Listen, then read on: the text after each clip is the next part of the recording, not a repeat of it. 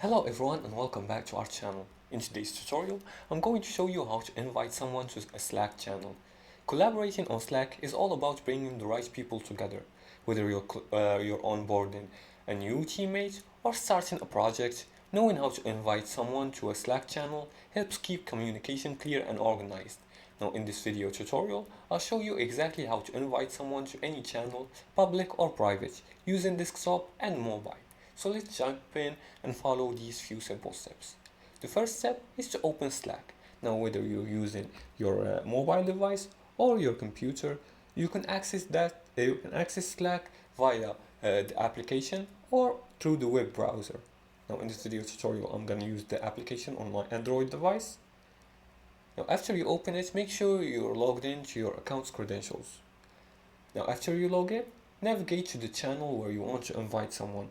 For example, I'm just gonna choose this channel that says budget and I'm gonna click on it. Now here, the second step is to click the channel name, and at the top of the screen, click the channel name to open the channel details, and then click on add people. As you can see, there's an option here that says add people. Click on add people. Now on mobile, tap the channel name and click on add people. And the fourth step is to search for the people you want to add. Type the name or email of the person you want to invite. You can invite multiple people at once. Just write their name or their email here.